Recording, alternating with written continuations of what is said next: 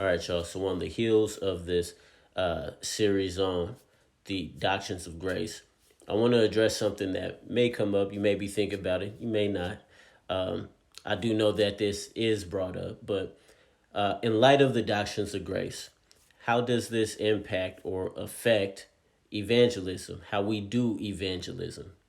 Some people just assume that because, God sent Jesus to die for the elect, that there's just this small number of people that are going to be saved. I don't believe that. The Bible doesn't even support that. How is it only a small number of people of the elect when God promised Abraham that his sons would be of the sands of the sea? That doesn't sound like a small amount of people.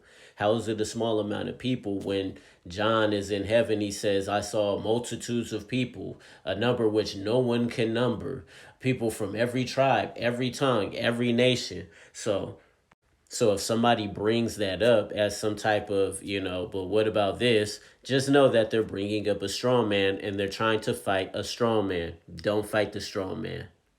But if Jesus only died for the elect, if his death only covers the sin of the elect, then what do we tell people, right? Well, we simply tell people Jesus Christ died for sin. And if you believe that, then he died for your sin. And he says that he gives you eternal life. Now, of course, if you're talking to an unrepentant, unregenerate sinner, this would not be true for them. You would not tell them Jesus died for them because you don't know if Jesus died for them, especially if they're living in unrepentant sin. They are living in rebellion to God. But you can still give that person an invitation. Tell them Jesus Christ died for sin. And if you believe that, he says he gives you eternal life. He says you will never perish. He says you will never be plucked out of his hands.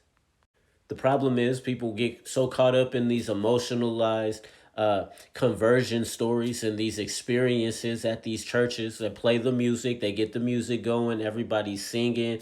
People crying. People got their hands up. All this going off in tongues and the whole thing. Then there's the altar call, right?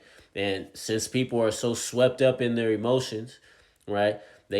People go to the altar and they give their lives to Christ right then and there, only to wake up a couple years later, no longer going to church, no longer being on fire like they used to be because they weren't instructed, because they weren't taught correctly, because they don't study, because they don't know how. But they had that emotional experience that was so great at the time that it caused them to take action. Guess what that's called? It's called being a good salesperson. It's called closing a deal. It's called going to a concert of your favorite artist and just having a great time. You know what I'm saying? That's what that is. That is not the gospel. And we shouldn't try to evangelize using those methods to get people to make a decision for Christ. I also want to add, we're not called to try to identify who's really saved and who's not saved. We're not called to that at all. That is none of our prerogative. You dig? All we need to be concerned with is making disciples of all the nations, evangelizing, starting with the home, evangelizing our children, evangelizing our families. You know what I'm saying? And then we take that message out. You know what I'm saying? To those that we be around, people at work, people that we do business with, stuff like that. Now, I'm bringing up these little scenarios and stuff because I have been a minister of the gospel, a teacher at a Word of Faith church. Okay. So I've seen it. I've seen it all. You know what I'm saying? My grandmother went to a Pentecostal church. I've seen it all. I'm not making these things up. You feel me? And I really did not like church for a long time because I can't get with all of that. So I'll finish off with this, yo. The doctrines of grace give us perspective as to how salvation works, how God has saved man and man's response to that. It's all by the grace of God.